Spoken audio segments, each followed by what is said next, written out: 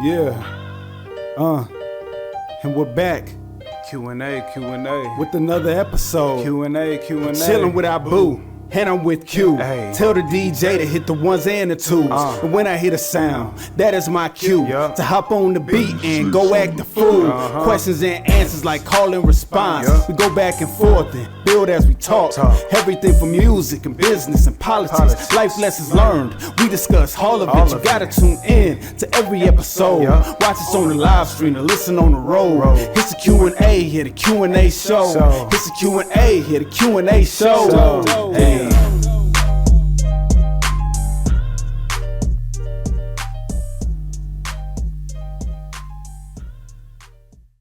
What's good? Welcome back to the Q&A show. I'm your host, Abu Sama, and I'm with my co-host, Q. What up?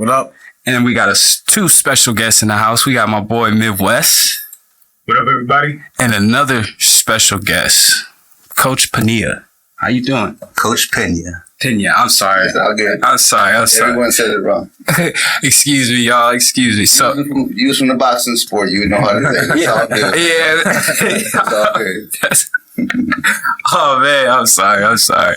So, Coach Pena, right? Pena. There you go. Oh my God. You gotta say it with the accent. Pena. Pena. That's good. I like that.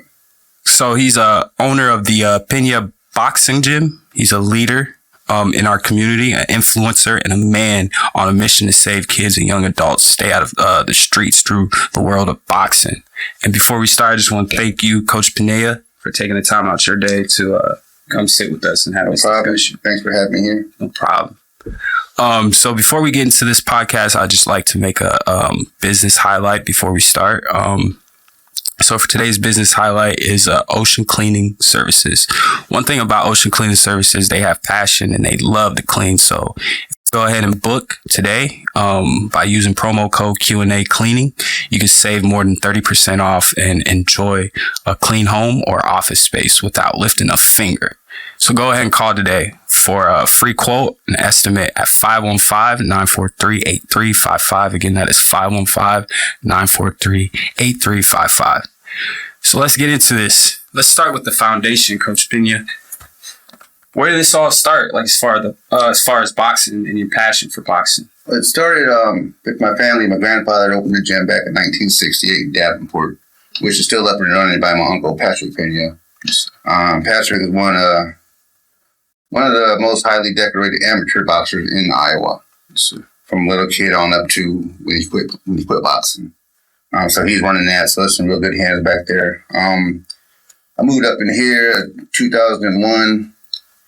I didn't even really know boxing was still here, to be honest with you. I didn't know. Until about 2015, I found out there was because I wasn't really a big social media person, so I really didn't keep up on anything that was getting posted about boxing up here. So I ran into this female asked me to come out to an MMA gym. Yeah.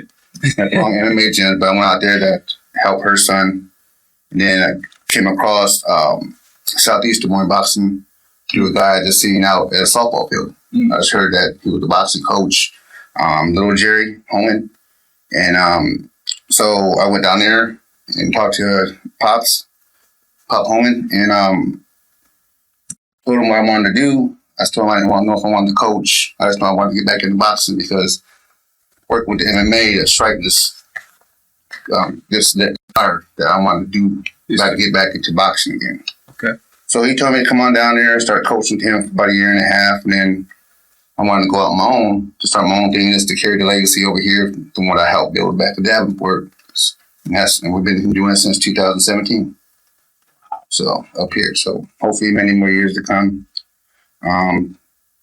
We got P. James with us now. We'll talk to him later. He's the pro fighter out of the gym. Well, if someone will fight him, he's a pro fighter. But every time we try to mess something up, something comes up, and they just don't want to fight. Jesus. So we have a bunch of young amateurs in there, a bunch of little dogs up in there. They want it. They want to go hard. So we're in a good situation right now. We have a bunch of teenage kids. What I like, the first gym, like I was telling Q over here, It's funny because my first gym back in 2007 was down this alley right here, halfway down. Oh, to the left-hand side. That's where we started at, right down here. okay. No, okay, I see. I know where you're right behind the pizza place. Well, whatever this thing right here. Yeah, Chuck's. Mm-hmm. The next door behind their kitchen door was our door to going into our gym. So we were there for about a year and a half. And after that, we just been bouncing around a lot of different places because of COVID and just landlords not keeping their end of the deal and getting stuff closed down. So we've just been bouncing all over the place, but we've still been fighting this whole time.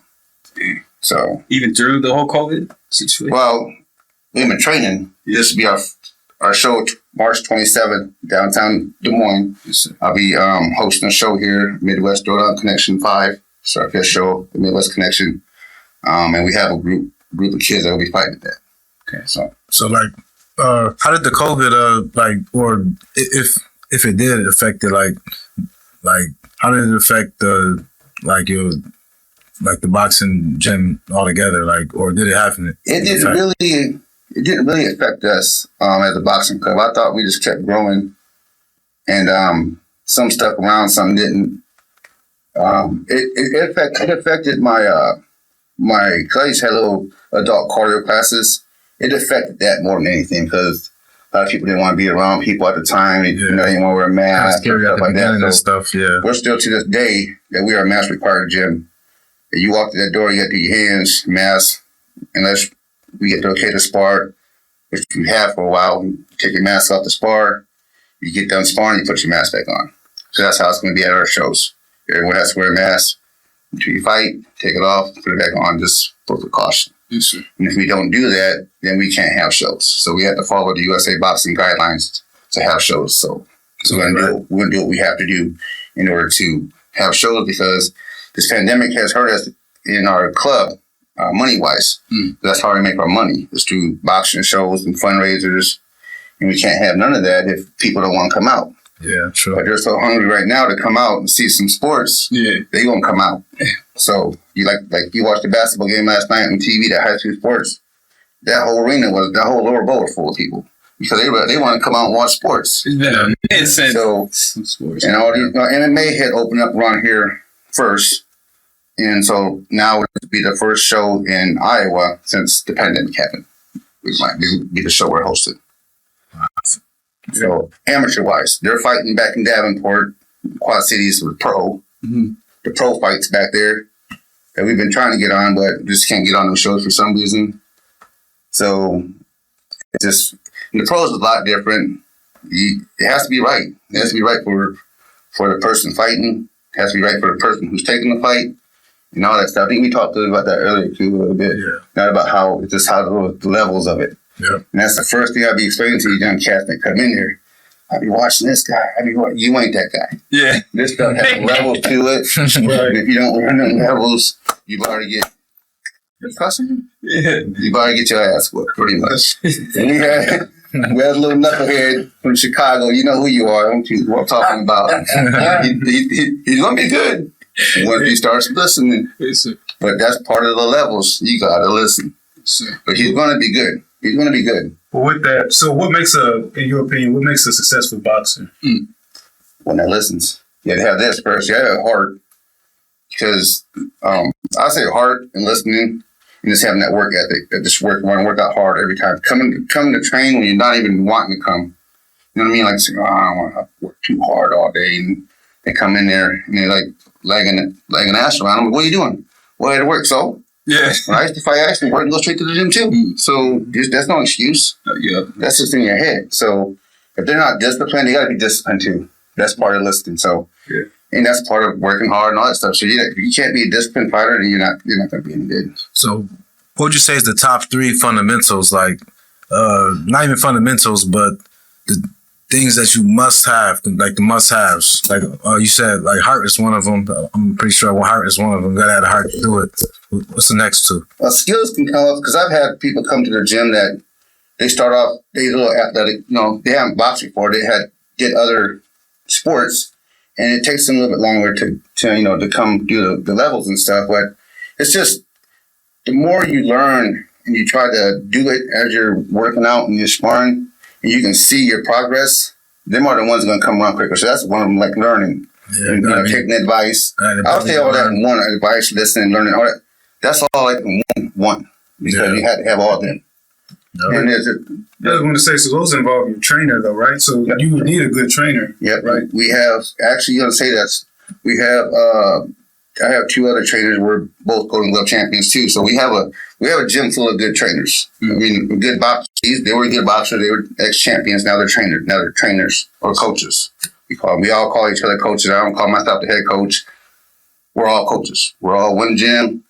I'm just the one who runs it. That's a good mentality to have. But then at the same time, we all have to be on the same page. We talk about each kid, what each kid needs. Because if I'm trying to tell them one thing, another coach trying to tell them another thing, and I don't know about that, that kid's he's not going to know what to do, and it's going to take him longer to figure out stuff. So then I'm like, hey, is someone else telling you something different? If they are, we got to know that way we can come together and make it, in between for you. You don't got to be his that way. You don't have to be my way. It can be your way. We'll figure it out to be your way. So everyone's different. So that's why when I get on these kids about saying they're watching this guy, they're watching that guy, you're not them guys. Let's make you the best person you can be as a boxer, not you trying to be Ford or you trying to be Canelo. Yeah. You know what I mean? That's the same thing. All the brothers want to be the Floyd and all the Mexicans want to be the Canelos. You know what I'm saying? You can't do that. So it's not in your DNA. Muhammad Ali though, so like I said, it don't make a difference to me. I'll train someone that can move around. I'll train someone who wants to sit there and use angles and fights. It doesn't make a difference. I'll train them all. So my next question for you is what's one lesson that your grandpa taught you about boxing at an early age that stuck with you to this day? It's a good question. You have to be dedicated to the sport. So I always say, my uncle was a good like role model to check on that because he was always in the gym, and I always knew I had that name. So no one, and they back in Davenport, if you're the penny, they knew you boxed, so no one really messed with you. And if you did, then you got to do what you got to do. You know what I mean? But at the same time, I wish I would have took it more serious like he did. Because he was serious. I think he was like 15 or 16. He had his first kid. So that kept him away from the streets. So he had to be with that either in the gym or being a dad. So he never got a chance to run around the streets like I did. See what I'm saying? So that's all I always try to say. It's always good to have a second chance. So this coaching is my second chance because I really didn't. I could have been good if I would have took it more serious. But I didn't take it as serious as I should have took it, like my uncle did. And some of them other guys in there. Then we had some other guys that were in that gym that were serious, but at the same time, they were still out there. And that led them to different spots and didn't give them a chance to get their career to where it should have been. Because they were making bad choices too. I just didn't happen to get caught up making the bad choices that they did. I'm not saying I wanted to have a baby at 15 out the streets, but if that happens, that happens. That's like my little brother. It happened to him. He was 15, he had his first kid. Then went to school, then went to the Marines. I kept him out of the streets. You know what I'm saying? I was the oldest kid, so I was there, then sometimes I wasn't there. Does that make sense? Yes, sir. But I should have been all the way there. So that's why I'm so hard on my kids now because I know that I messed up with the chance I had when I could have been better because I was being stupid. So that's why I'm always on these kids about, making sure they're in the gym, working out hard, trying to not be their friend, but trying to be someone they look up to, but at the same time, being hard on them, but also joking with them at the same time. So they don't think I'm a hard ass the whole time. So it's working out. These kids the group I have right now, they're always in the gym. They're working out hard. They're getting better. Tree gets to smack them around a little bit sometimes. And Tree knows they're getting better too. He can tell they're getting better. So that's what it's about. These kids want to fight. Actually, a couple of the kids were from a different gym, and they called me up when the pandemic. Like I think it was back in when did we go to school? Yeah, it's about summer. I think they called me up, said that their gym closed down, but they wanted to fight because at the gym they were at, they wasn't really doing that much fighting. And the guy told me that they wanted to fight. So I said, "Well, come on over." And get you right. And we always go to fights. We travel whenever there's fights. We try to be at all the fights throughout the Midwest. It's in Missouri, Illinois, Minnesota, Nebraska, anywhere around us that we can drive to. We're going to be there if we can. So, other than that, you just gotta. You have to be dedicated to the sport. Because if you're not dedicated to the sport, you're not going to make it anywhere. Pretty much. Like, I already know that you had like your family. You came from a family of boxing already. So, wanted to ask you like how you started, like where your love of boxing came from. But like, was there anything that happened in particular that made you just want to be like, yo, this is what I want to do. Like, this is. No, like I said, I was in it, then I got out of it for a long time. I stopped fighting in, like, I think 91. Now I just started had a family, got married, had a family, then that didn't work out, and I needed to change my life all over again. So I moved up to here in 2001. I met my wife now. Then, like I said, I went to the MMA gym just at one time working with people. And that made me want to just come right back to boxing. Right back to it. That kind of re-inspires you, kind of. Yeah, then I found out boxing was up there still. Plus, at the same time, it was getting to a point where my son didn't need me as his coach, as his baseball coach, as his soccer coach, as his basketball coach. He never wanted to box. Because if he would have, I think he probably would have been pretty good, but he never wanted. He wanted to do other stuff. And I didn't want to make him do something that he didn't want to do. True. So, right. And when you talk about, like, you stopped boxing in 91, so what's the difference that you see from back then with boxing or amateur boxing other nowadays? There's a big difference. There's all kinds of stuff. There's all kinds of stuff from back then. The tournament, like from the business. Let's talk about tournaments. Let's talk about how. Let's go to shows, then we'll go to tournaments. Back then, in the shows, like right now, I'm holding the show. I call coaches up, ask for a list. They send me a list of the age, weight, number of bouts, or if they're open.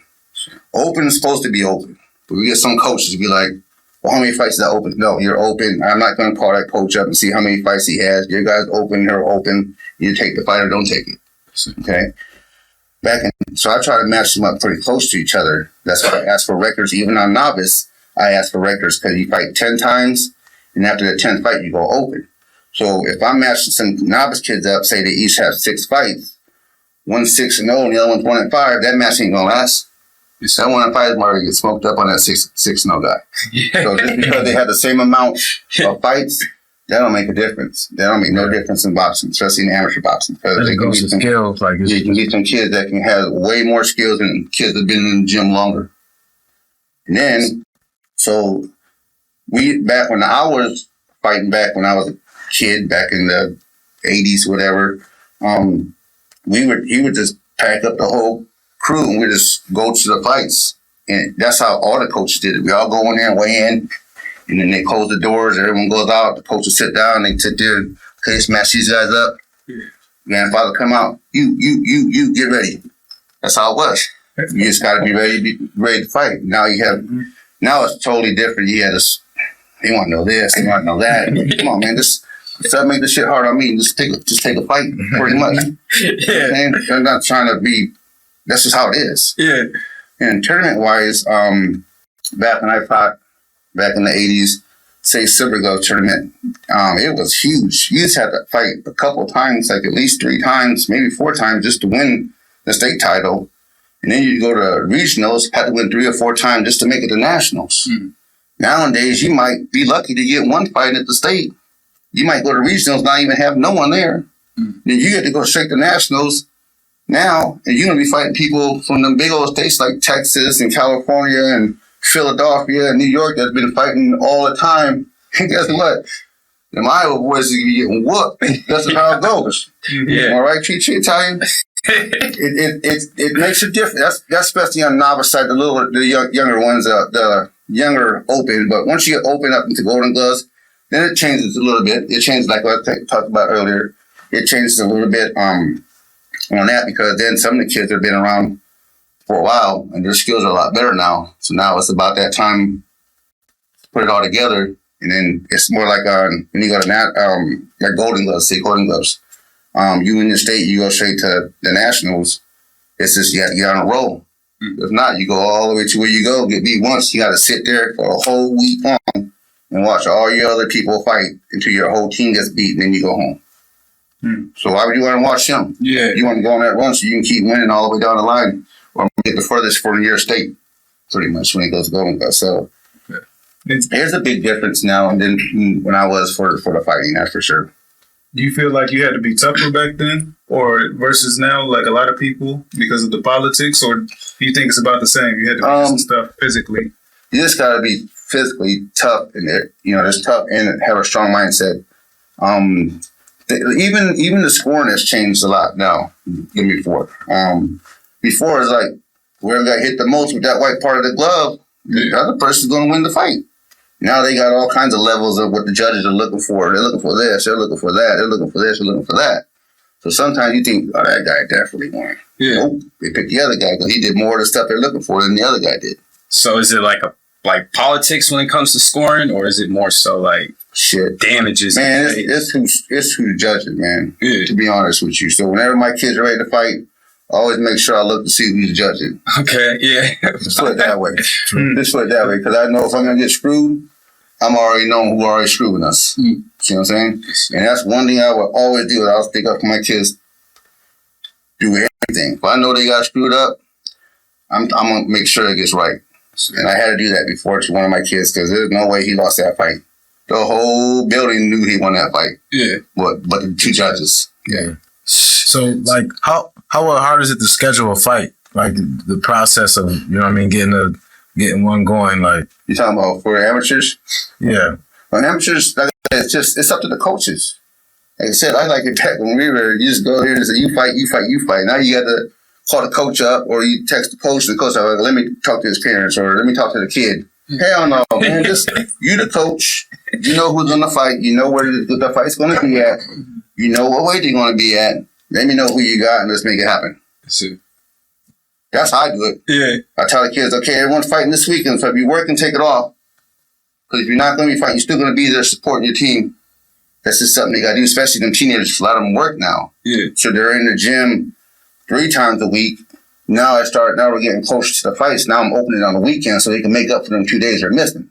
Yeah. Compared to this being there 3 days a week. They got to be there more than 3 days. It's just a little harder to work around the schedules and stuff like that. So I open it up on the weekends now. Like I said, we had a sparring match with Atumwa. Thank you, Atumwa, for coming up today and spar us.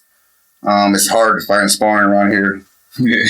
Like we have to pull people in from out of town or we'll travel out of town also. Like next week, I'm going to go back to my hometown to spar my uncle's gym next week. Davenport. And I'll take Tree down there to spar some of the big guys down there too. So we'll make it happen, make it work for both teams. So my question is about the fundamental of boxing. What's the difference between an orthodox and southpaw for those that don't really know about boxing? A lot of orthodox is left foot first and your right hand in the back for right-handers. The power's in the back. Opposite way for southpaw is right foot in front, your power in the back for the southpaw. And a lot of it got to do with movement. So you can be a southpaw and don't know how to move. You might as well just be orthodox. Yeah. Because if you know how to fight southpaw, you know how to do it, and then other kids don't know how to fight southpaw, then that southpaw can light him up. He don't even really have to be real good. He just got to know how to move and get to where he's not going to get hit ever away from the power. And the other guy will be like, well, why ain't I hitting him? Why ain't I hitting him? So, like, what would you say, like a southpaw? You gotta know where to put your feet at when you fight a southpaw. If you're an orthodox person, you have to know where to be set up at all times to hit that southpaw. So it's kind of like all sports, like basketball, football. You know what I mean? Like your feet work is very important. Oh yeah, very important, very important. I'd say, for instance, we had that Atumwa kid with a southpaw. I seen him hitting the bag, so I already knew that one of my boxers really hadn't messed with a southpaw before. This kid had a lot of fights compared to one. My kid had 1 fight, and this kid had like 7 fights or something like that. So that kid's been around a little longer, and I knew he was a southpaw. So I let the first round go. Let my guy try to figure out himself what he was doing, how to do with the southpaw. But of course, he really didn't know, so I had to explain some things to him. And after I explained him a couple of things to him, it was a wrap. It wasn't like he knocked him out or anything, but everything came so easy to him because he was getting that foot to where he needed to be at. To be that southpaw to cancel him out. Yeah. You know what I'm saying? Because it's just, if you don't win that foot, man, you can sit there and you can just get boxed all up and down by a southpaw if you don't know how to fight. So, and that's the thing with Tree. When I met Tree was a southpaw, so we went orthodox too, just in case. Yeah. So it's either way with him now. But he's pro. I let the pros fight with that. But amateurs, we're going to get that one side really good, and later on down the road, when you get better, if you can pick that up fast, then that'll be 2 weapons you have. So have you and Tree been working together? I'll let you guys talk about that. You talk to him. Okay. Yeah. So, like, is there a certain advantage, like, of knowing both? I'm sure it is, but, like, what's the advantage of knowing both? Like, could you switch it up during a fight? Like, go from southpaw to Say you fight somebody, like, a lot of people were you're like, okay, this guy's a straight southpaw, whatever. Then they come to find out, damn, you probably orthodox too. We only game plan for one. Yeah. Now you got a game plan for both. Or say we're going at him one way. Say, okay, Tree, we're going to go southpaw for this first round. They go in there a couple rounds, and it's not working. We'll switch it up. Or we'll switch it up middle of the round. No, just go the other way. It's not working. Yeah. Flip it around, and then we'll just flip it around. Do you think like watching other fighters is important, like other sports, or do you like let your fighters just come in with the open mind of just like watching the other sports, like fighting, like what? So like in football, teams watch films on the other team. In boxing, is it like that's me. Okay, they can watch it if they want. Yeah, but at the end of the day, I'm gonna break that dude down. I'm gonna break him down. We'll watch film. I watch a round over and over. Sometimes like a couple of fights ago. That's funny. A couple of fights ago that we thought we was going to have with Tree after the 7th one got canceled. Yeah. I said I watched 30 seconds. That's all I need. Yeah. That's all I needed. This dude's going to work. This dude. His body worked. That was bottom line. His body to get work. So that guy must have did his research. It's probably why he can't. They probably, he done. I got to tell Tree, hey, man, stop putting that shit on social media, man. Stop doing this, stop doing that. I tell him the other day, man, you might as well tell people you training yourself. You might be able to get a fight. I'm just saying, I'm just being honest, right, Tree? I'm just being honest, man. I'm not trying to say I'm the freaking national, coach of the year or anything, but I'm just saying I watched it for so many years. I think I was put not on this earth, but I think I was built to be a coach compared to being that fighter. Because all the mistakes I made as that fighter, I want to make sure my kids don't do it as a coach. Yes, and I sat there and watched one of the greatest amateur coaches, my grandfather, who was a Hall of Fame boxing coach. He coached the Olympics for a year and all that stuff. I watched him train all these different kind of guys over the years. And the only time I did it is when I was jumping rope, because that's the only time, to sit there and watch him while he's sparring. Mm-hmm. And I think by doing that, made me learn a lot about how to train other people. Okay. That make sense? Yeah. Okay. Good experiences. Yeah. So do you think fighters are more skilled today in boxing or fighters from the past? That's a good question. I'm still with those two guys. Old school. I'm still with those two guys just because they all fought each other. Now you have these cats over here, they wait too long to fight each other, like all the big guys, all the top guys. They wait too long to fight each other. And by the time they fight each other, either one guy is way past his prime, or the fight done, no one has interest in it anymore. Because they might have a bad fight against somebody else and like, we don't even want to see that now. He couldn't even do nothing against that guy. He should have knocked him out. They should do it when the pot's hot. Let's do it now. Yep. That's what them guys did back in the day. Like Hagler, Hearns, Duran, and all them guys. They fought each other. Whoever was a champion, back then there was 2 bouts, WBC, WBA. Now there's like 100 bouts out. Now, you know what I mean? Yeah. They don't mean anything. Back then, whoever was a champion, they fought who the next person was. They wasn't going to fight the one way down here, they was always fighting the best of each other through all the weight classes. That's why I prefer the old school boxing. But there's a lot of skilled guys out here nowadays. But I want to see the best fight each other.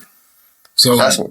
do you think it's more brawlers like back then or now? Like, I mean, straight brawlers, like you know what I mean? No, all the points and everything, just straight. You know what I mean, hand to hand combat. Yeah. Now it's more of let's move and hit and move. Back then there was more into banging. They was banging each other around back then. Sure. Well, speaking on that, so like, do you see a lot of people either coming in into the boxing arena from like MMA, or do you see a lot of people going from the boxing crossing over to MMA? I see more of the MMA coming over to boxing. I don't see too many boxers going to MMA. Because, like they say, sweet science of boxing, they say boxing is the hardest sport. That's what they said on social media. They made that little poll, whatever. I agree. I don't care what anyone says. You got to go in there. You got to take them out with these, this, and this. Mm-hmm. If something's not working for you, you cannot grab up on somebody. You can't take them down. You got to have this shit right here, and we're going to go. You might win, you might lose, but you have no other options. So I'm assuming you were taking Floyd over Conor McGregor in that. Oh yeah, I'm not really a Floyd fan. Yeah, well, I definitely was taking that one. Yeah. So yeah, so it's just like I don't have nothing against Floyd. It's just that, like she was talking to me earlier. I said we were more from they call it Mexican boxing. You know what I mean? That here, over here. Yeah. Compared to that moving around a lot. Like right now, that's the way I still train him. The only one I really move around a lot is Tree because he can move around a lot. Because sometimes you move yourself out of position to score. Mm-hmm. But Mayweather was so good at doing that. He knew when to move out so far that then guys come in and he hits you and he's out again. Yeah. And that's totally different. Like I said, the scoring's a lot different too. Then you don't have that time. You don't have that time. Pros are 3-minute rounds. Of course, Mayweather 12 rounds. So you have time to figure people out. You don't got time in amateurs.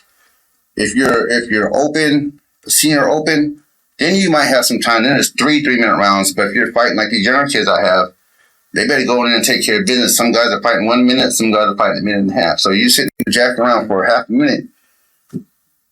You better start throwing some punches. So I expect you to come out there and be on all cylinders for the whole round or minute and a half. You better be on it throwing some punches, because if not, you'll get beat. So with that being said, so how would you train a fighter to keep his stamina going? Well, that's everything. We do. I ain't gonna tell you what we do. Yeah, it's train hard. I ain't gonna tell you what we do, because I think sometimes when like for instance, when people come in and bring their kids in there, and it's an eye opener to them. Yeah. So they see what's going on and like, we'll be back. They ain't coming back. That's exactly what I tell the people next to me. They ain't coming back. Watch. You sure? Watch. Because we grind, man. We have to. Like I said, I'm taking this stuff seriously. When you speak about having a strong mind and, having heart, and then you also have the kids coming in and you're training hard, can you speak about some of the positive aspects or the positive impacts that you've either seen or just what you've noticed over time that you've seen people go through? So you're talking about your brother, he was out of the streets because he was either boxing or taking care of his kid. But when a kid comes in, maybe he's getting, like you were mentioning earlier, maybe he has low self-esteem or he's getting bullied and whatnot. Have you seen the transformation?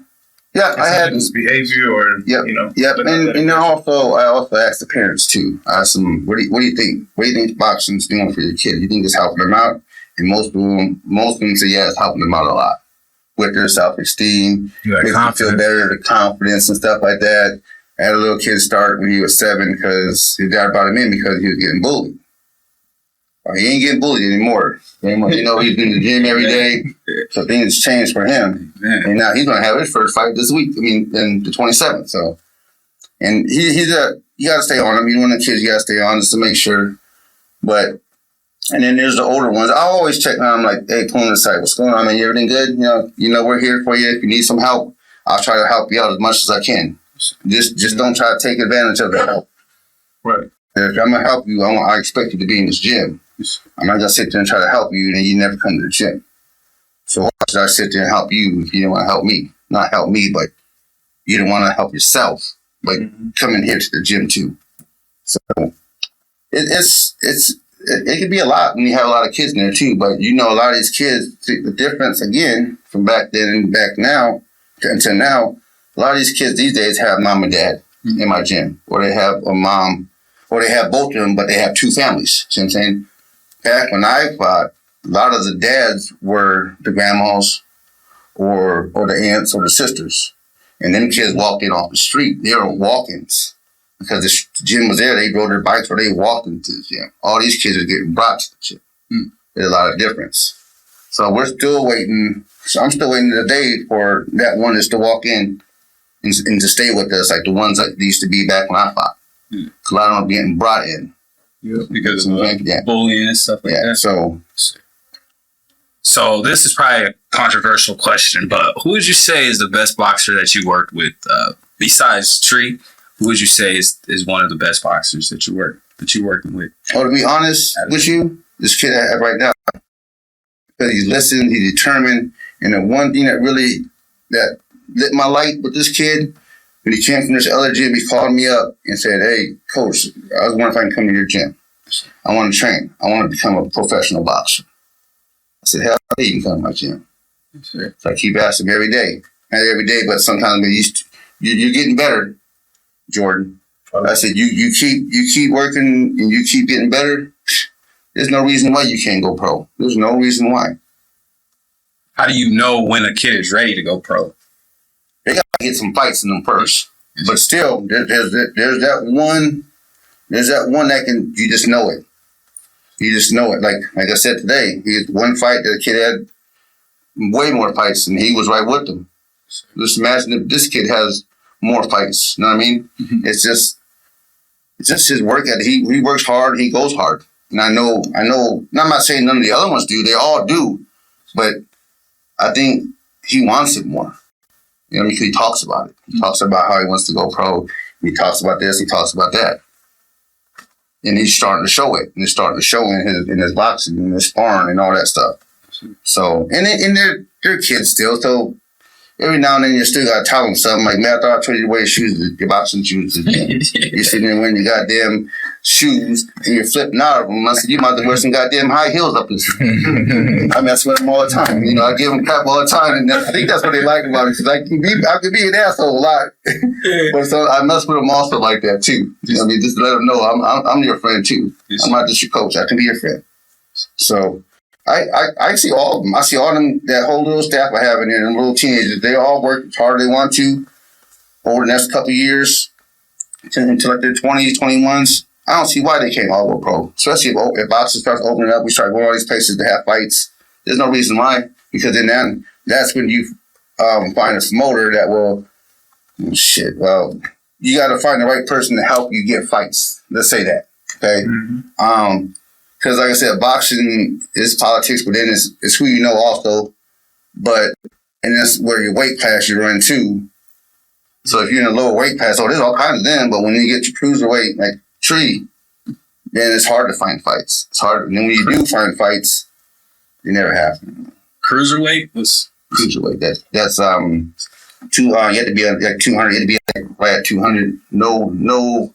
Is that right, Tree? Yeah. That's the new 200. You can't be over 200. You have to be under 200. So we just try to come in like 299, 199 or something like that. Which weight class has the most like knockouts? Is it featherweight? I'll say middleweight, cruiserweight, one of them. Okay. Yeah. Is a middleweight under cruiserweight or over cruiserweight? Under. Middleweight's under. Yeah. Like what's the weight like for middleweight? Is it like as far as the numbers? Like middleweight 185 or something? Oh, I think it's 70 because 68 is from super middleweight. Yeah. Okay. So how many levels? There's all kinds. I mean, in pros, them things. There's all kinds of. I'm about to say, I know, like I don't heard stuff I never heard of before. Every like, 7 pounds is a damn weight or something like that. You know what I mean? There's all kinds of weights. So Stretch the weights. Yeah, stretch them out. Stretch them. Yeah. So other than that, I eat regular super. So like if somebody was interested in boxing and wanted to work with you, how would they get in contact with you? Oh, just come in the gym. Just come to the Just gym. gotta sign a waiver. If you're under 18, you gotta bring a parent in. So a parent can sign a waiver. And I take walk-ins all the time. So the thing is that they stay.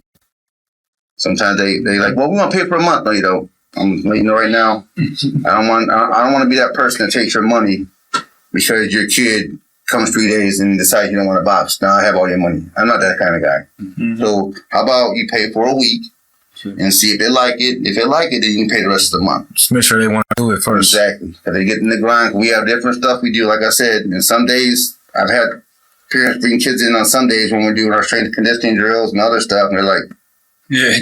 But that's not the boxing. That's just other stuff we do. Yeah. And they don't come back. Stuff you got to do to get to the boxing. They didn't want to do that. Then when it comes time for them to do that, they might have just, they left. They don't come back. Oh, we back next week. No, you wait. You ain't coming back. You ain't coming back. I already know. You know what I'm saying? So like, is there like a website or? Oh, yeah. It's penasboxing.com. I have all my information on there. Yeah, so I take walk-ins all the time. So you might see me. But I ain't going. I might not be trying to go professional because I got to get my breath back. But you know, I will be willing to just learn some stuff though. You know what I mean? So I don't do this definitely for sure. So is it legal for a boxer, amateur or pro boxer, to be street fighting? No, you especially the pros. You can't be fighting the streets. Well, you're registered. You're registered. They're registered. Those weapons, pretty much, charge you with weapons. In the streets, in amateur, them kids, and they gonna fight when they want to fight. Yeah. But you ain't fighting. If I find out you fighting in my gym, it's because you know boxing. You're out of there. I always tell them you don't fight unless they swing up on you. They swing up on you, then you just look at it. Pretty much, that's just how it goes. That's how we was brought up. Don't start stuff. But if someone starts something with you, swing up on you. If you just to the very end, don't try not to fight. Yeah. But if they swing up on you, you just gotta do what you gotta do. Pretty much. I didn't know that. Wow. You got one, Matt? Were you gonna ask about the health stuff? Yep, that's exactly what I was gonna go at. So, CTBT. So I was doing my little research before I came here. A chronic traumatic brain injury.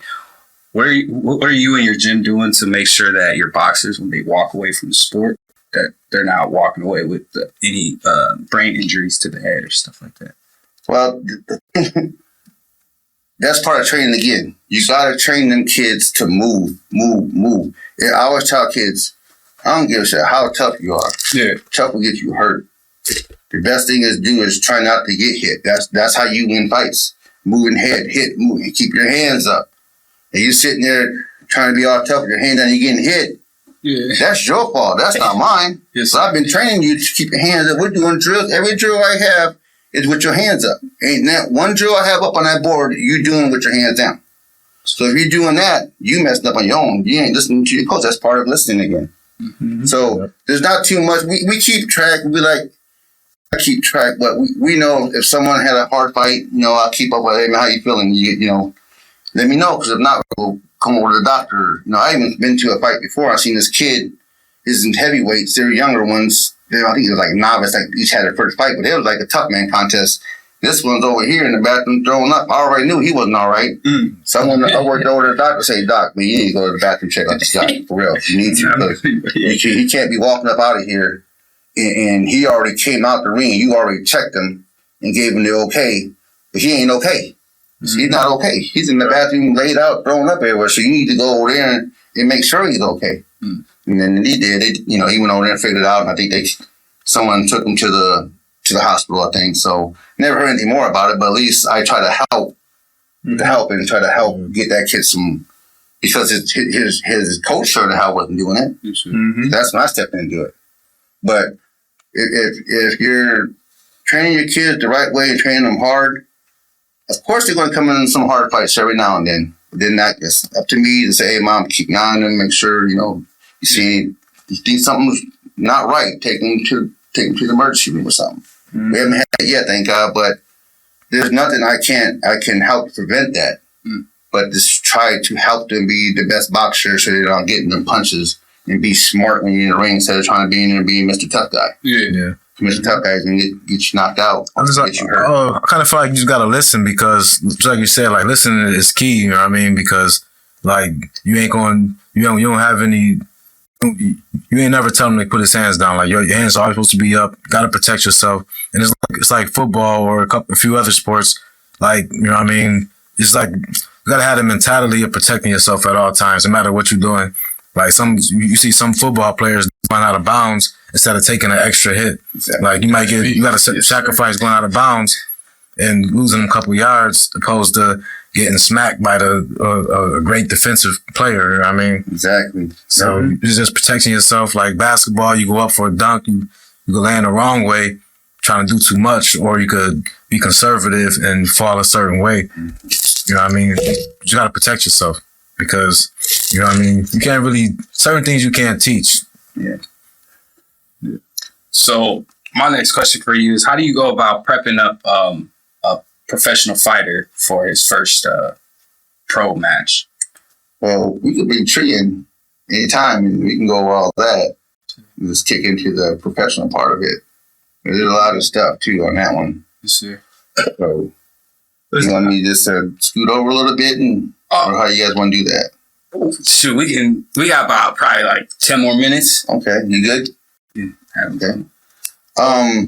Let's save that one for when he's, because that way we can talk about it. He can explain his part. So what he thinks about that question too. Okay.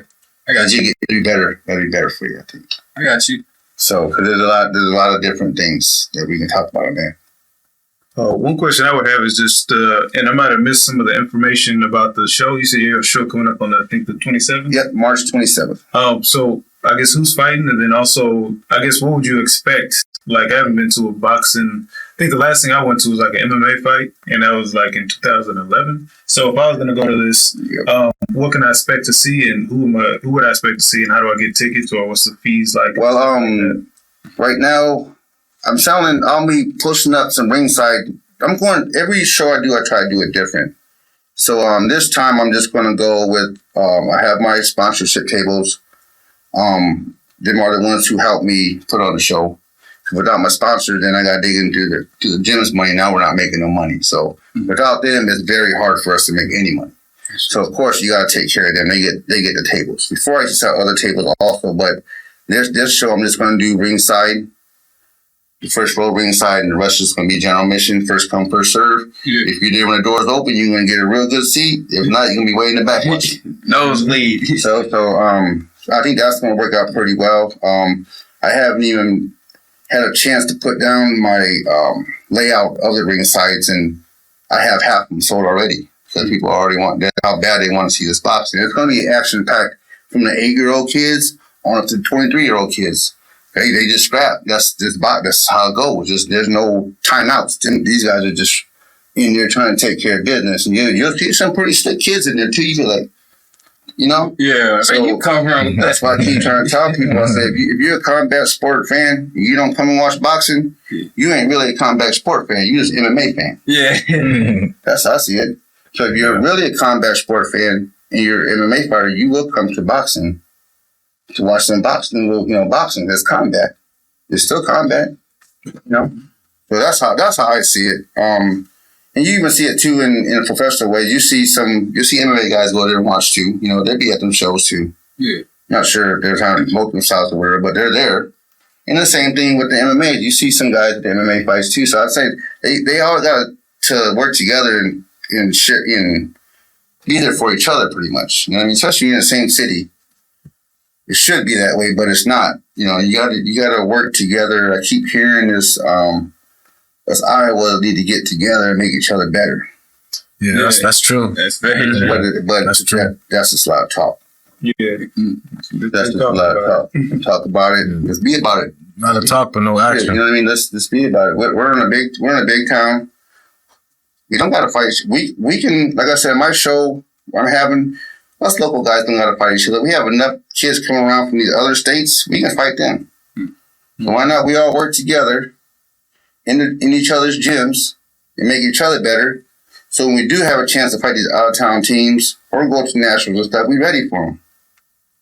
If we sit there and keep trying to not work with some of the better boxers, then you're not really getting any better. You're going to take your lumps every now and then. Take them.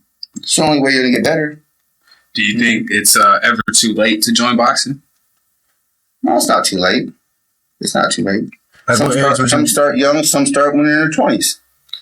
Like what age would you just say like, it's probably not, like, or is there any age like? The thing is, like I keep telling people, right now, parents these days want their kids to be in every damn sport. And I keep telling them, boxing is not a seasonal sport. Boxing is year round. You might be with the same level of this kid right here. You're going to go over here and wrestle, or you're going to go over here. Now, I have wrestlers on my gym, don't get me wrong. Or you're going to go over here and play baseball. Guess what? This kid right here keeps being in the gym. By the time you get back, it's a wrap. You ain't going to be on his level anymore. It's over with. Yeah. So the ones who take that boxing year round, them are the ones that end up being champions, national champions. They go on and be professional champions. I don't recall no seasonal boxer being no national champion. Yeah. That I know of. I'm just being true. I know some of these parents might not want to hear that, but I'm just being honest with you. And I tell them sometimes, man, this is not seasonal. They got to be in here all the time to get better, because they will fall behind. If your body's used to working out, I'll take a week off, 2 weeks off. Shit. When you come back, you damn near starting all back over again.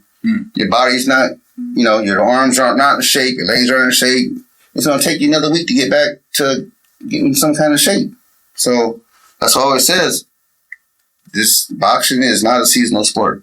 If you want to be good, if you just want to do it as a sport, make it as one of your seasonal sports then. But if you want to make it, this is what you want to do, like that Jordan kid, that's what you do. You don't do anything else. And that's what he did. He didn't do anything else, but he just boxed. So, and I have a bunch of wrestler kids in my gym too. No, that's fine. And they're all getting better. But at one sooner or later, you got to pick one or the other. Sooner or later, you're going to have to. So, like, what's the most important thing that you tell your boxers before they go into a fight? Like, if they want to bring their emotions, or do you even think, like, before you fight to even attach your emotions to your fight? There's a lot that goes in before a fight, especially if it's their first fight. They're nervous, or they're too excited, or they want to do this and want to do that. And they go in there and they do the opposite what you tell them to do, because they're trying to do too much. And they make the fight way too hard for themselves. So I just tell them, go in there, do like I said, you spar great in the gym. You go in there and you turn up even more, because that's not even your teammate. And even with down, make a reason not to go hard, because they still whoop on each other in the gym to a certain extent. But you don't get no tickets, no love. Exactly. Mm-hmm. You go in there and start working them. The first round over, you come back, and I know what kind of cardio each one of the kids are in, and I know you're good. And I look on over there. I'll step back and say, look over there. You're done. We'll take care of this. And it's up to him to go and take care of it. Most of the time, sometimes it happens. Sometimes they let that person off the hook. Because, again, they're not listening. So, yeah, they just got to be, and the more they get into it and fighting in front of people, because it's totally different in the gym, because no one's in there but the teammates. Yeah. So when you get 200-300 people, and then they're kind of like, they want to do this, and people coming in, pressure talking in the ears and stuff. So I try to keep all family members, all friends away from my kids who are fighting. You guys can talk to him after the fight. Right now, he's concentrating on this fight before he even gets in the ring. That's what I tell him. So before we let you go, my last question for you is, so if you have a kid out there that wants to do boxing, but he got one foot in the streets, what would your one message be to that kid or that young adult that got his hand back and forth? That's the decision too, man. You got to make the decision. What you want to do? You want to be in the streets, or you want to be in the gym? Be in the gym so you're not in the streets. Mm-hmm. And that if it has to do with, you have to get a job too to help you stay out of the streets and get to the gym still too. It depends on the age too. I'm guessing you're thinking of the little bit older guys. Yeah, youth. Yep. Okay, so most of the kids, like I said, they're in school, and then they come to the gym. And then it depends on pretty much what's going on at home too. That's when it comes into the families trying to help them, take care of them, not being out there too. That's just part of. There's all kinds. You know what I'm talking about? It's how you brought up. You know what I mean? Falls on everybody. Like you're gonna do your part as a coach, but at the same time, the parents gotta do their part too, and they gotta do their part and stay focused and stay out of the BS and everything else that's going, distract them from their goals. How about for the young adult? The young adult, like I said, a job always helps. Someone's like, "Oh, this is all I'm gonna do. This is my future." Okay, how you gonna buy some food for yourself? You're like 21, 22. Ain't no one gonna want to take care of you for free. Go out and get a job. You still can come here and work. You're not in school no more. Go get a day job, and then when you get done, come straight to the gym. And by the time you're done with the gym, your ass is gonna be too tired to go do anything from working all day and being in the gym. You don't want to go home and relax. You start all back over tomorrow. So there's a lot. There's all kinds of different things, different scenarios. Things have to happen for kids to stay out of the street. But the main thing is just that kid's decision. He can't let his friends make decisions for him. Because he make that wrong decision with his friends, they're going to end up with some of them guys I was telling you about who could have been really great boxers. They're going to be in that path. Now, I know a great guy who could have been really great. He made decisions wrong. He's a boxing coach now, and he preaches about all that stuff to his kids and to other people. So I can talk about. I never been through that because I just didn't say I didn't get caught. You know what I mean? Mm-hmm. So I just try to go by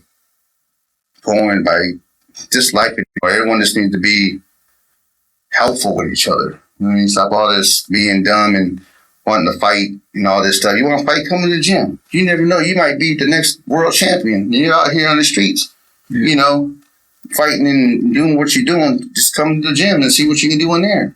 Sure. So, and that's about all I can say on that one. It's just like, you just got to make choices. You got to take every day at a time, one day at a time, one step at a time. And the decisions you make, you got to make sure they're best for you. Or if you're a dad or, you know what I mean, if you have a kid, your decision is going to affect that little kid too. Mm. So that's about all on that one. Sure. Yeah. Before we wrap it up and everything, first person like, share, subscribe, comment, $40 to the Cash App. You know what I mean? You could just send proof of that, screenshot, and send it to Buffalo Racks, QUE, Facebook, or you can send it to Abu Sama Jr. And you know what I mean, get that bread, $40. Everybody know what you can do with the 40. You know what I mean? Make sure you do that, tune in, and keep messing with us, man. Thank you. Thank you so much, Coach Pena. There you go. Terrible. You got it. Pena. Coach Pena. Yeah. No, thanks for having me. I appreciate it. Appreciate you guys. Yeah, it's all love, man. Thank you.